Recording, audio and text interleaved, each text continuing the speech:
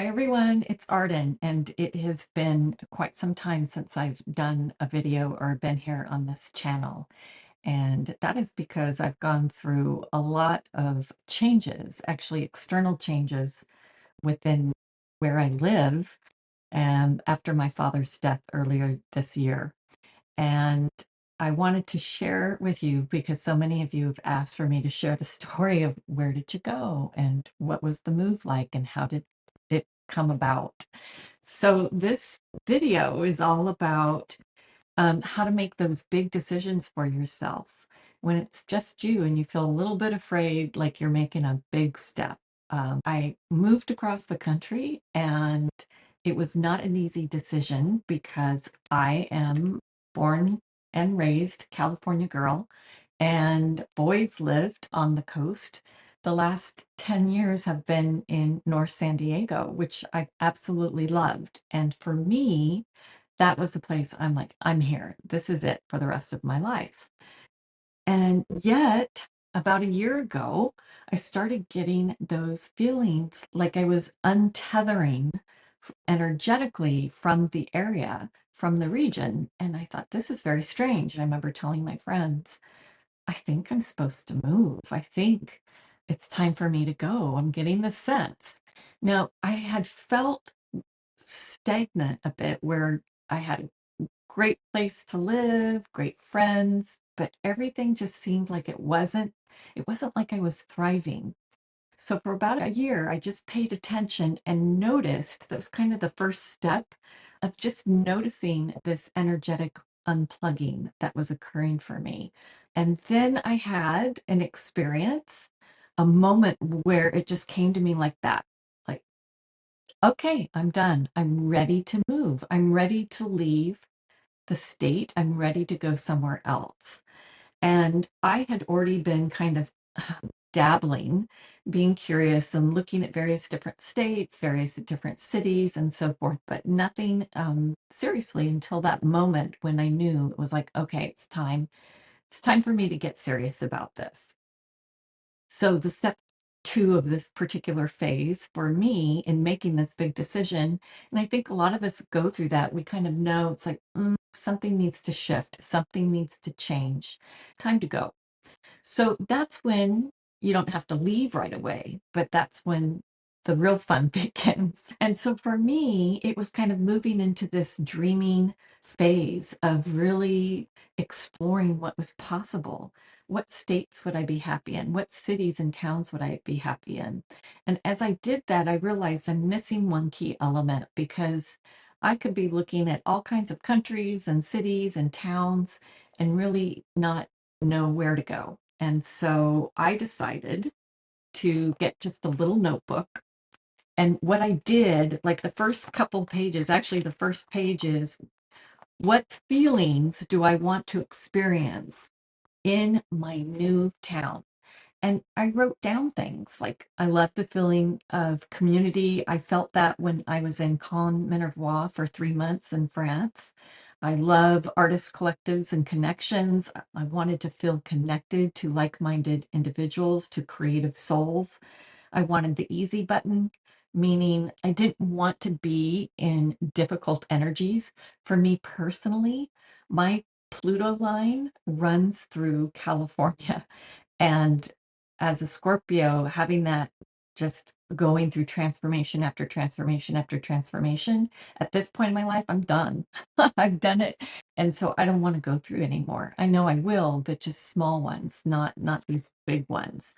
So I wanted the easy button and I wanted to be in a community that really fostered creativity, to be aesthetically pleasing, to be in nature, to be just full of green, peaceful, calming, nice people, friendly people, safe and secure. Those are the things that I wanted to feel and experience.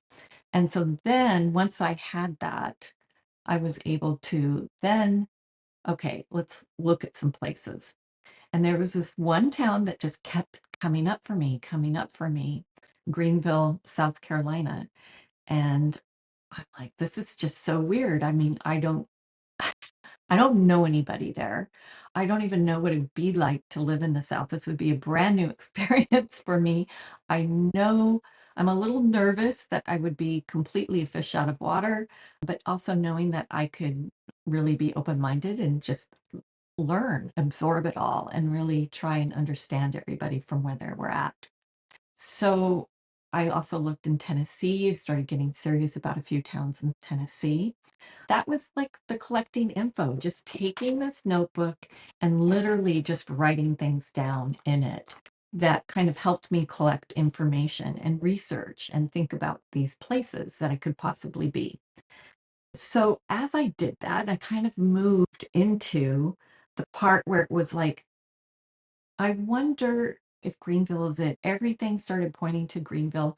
They have been ranked as one of the top 10 friendliest cities in the country. It's a great community. It's the most beautiful downtown I've ever been in. There were a lot of things aesthetically for me, and being around nature, it was really important. But I decided, well, is it worth a visit? Because I wasn't there yet. I didn't know. It was all just dreaming and looking at different towns. Maybe I should look at Greenville a little bit more seriously. So it was at that point that I decided to ask for guidance. And I asked my dad, who has been a great spirit guide for me. And I said, Dad, send me a sign. Let me know if Greenville is the right place to go.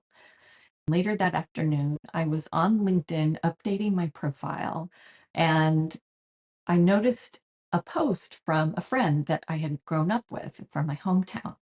And our families have known each other for like 40, 50 years. She had written about interest rates. What does Heather know about interest rates? What is this? She's a real estate agent. Oh, interesting. Where? I look up her profile and it's Greenville, South Carolina. I'm like, whoa, I just got chills immediately. And I immediately texted her, and we just decided, okay, I'm going to come out and visit. She's going to show me around. So that was the plan. But I knew my dad had, that was his sign. That was his way of showing me, like, yes, check it out, go there. So because our families knew each other, my parents knew their parents really well. I went out a few weeks later. I was only in Greenville for 3 days to visit. And so the first day that morning, I went and walked down Main Street and went to the falls on Reedy River, which is amazing. If none of you have ever seen it, it's gorgeous. I just remember feeling like, wow, this is what Heather said it was like. It's like my hometown, but like if it were in a parallel universe and 10 times better. It was amazing. Just an amazing, amazing way that they put together the downtown, how they've built around places for people to rest and relax and be near the river to see the falls. They have this 22-mile long trail called the Swamp Rabbit Trail for bicyclists and runners, and people were outside running, jogging, healthy. And I'm like, oh, wow, this is like so cool. I just knew, I'm like, wow, this is wonderful. And then Heather and I met a friend. She introduced me to who ends up being my neighbor. The next morning in my meditation, I asked for my dad to show me a sign if this was right for me, because at that point I was probably at 80%, not quite sure, because this is a big move. And I was a little bit nervous about the whole thing. Like, okay, if you say yes, then wow, that everything just starts moving really quickly when you do that, when you make your decision. I needed that confirmation. I needed something, another sign from my dad. Before he passed, he told me, he goes, Arden, when I die, I want you to know I'm going to come back and visit you as a red cardinal. And I'm like, Dad, well, red cardinals aren't in California. And he goes, then you'll definitely know it's me.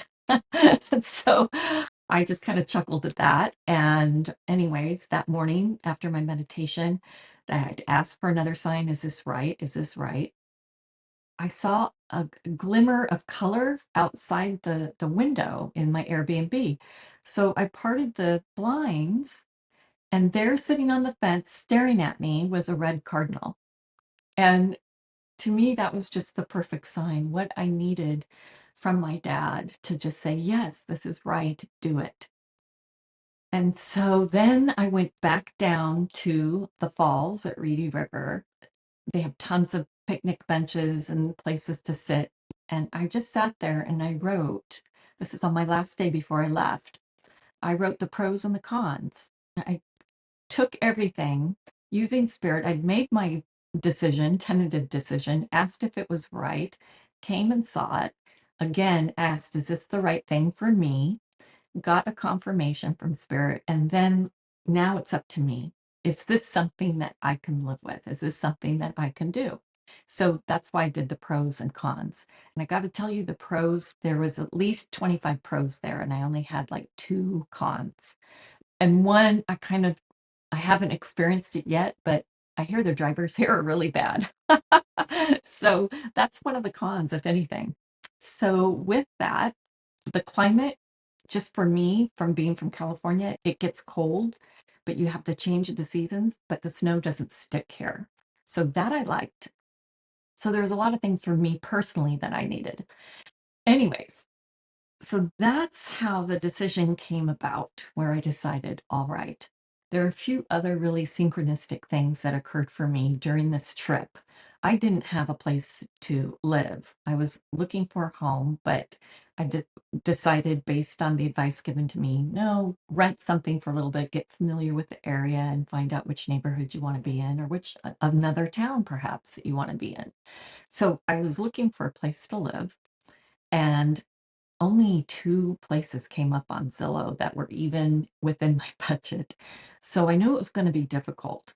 And then the friend that Heather introduced me to, named Jimmy, told me, hey, I just saw somebody moving out of their place this morning and they live right behind me in this condo. That happened that morning of the day I met him. And so by that evening, I had already applied because the landlord had posted it on Zillow. I talked to him, we talked, and he's like, oh, well, I'm not showing it till Monday. I'm like, well, I'm not here.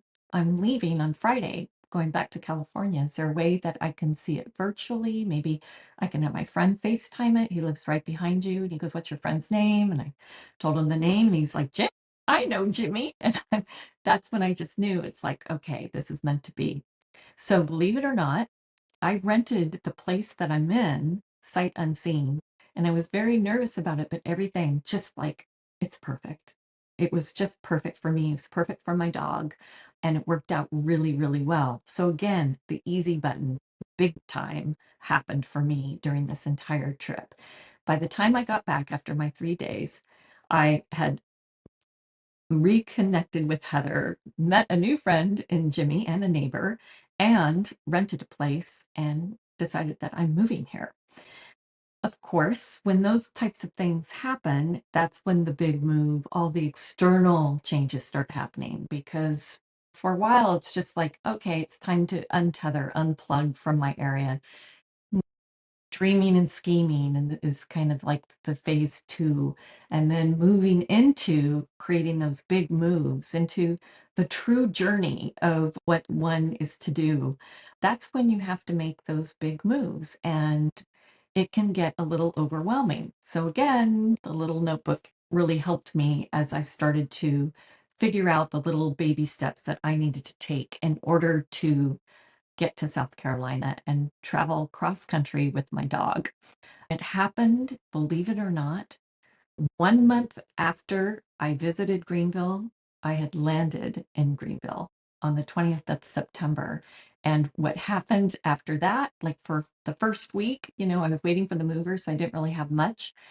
And then the hurricane hit and we were out of electricity, and then the internet and all this other fun stuff happened, which felt frustrating, but at the same time it didn't change my opinion. I got to know my neighbors more.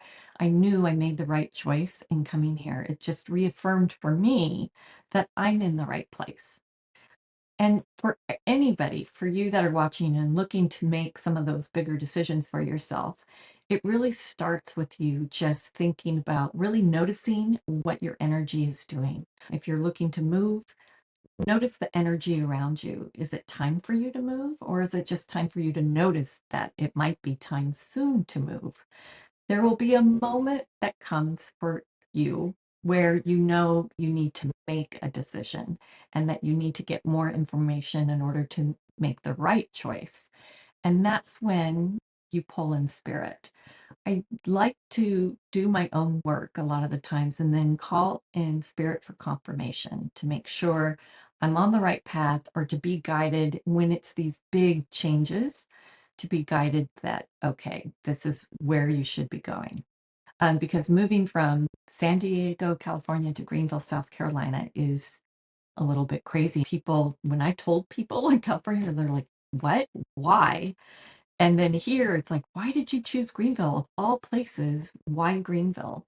And so it's kind of like you go back to what you want to feel and what you want to experience. And it's really up to you how you want to live your life.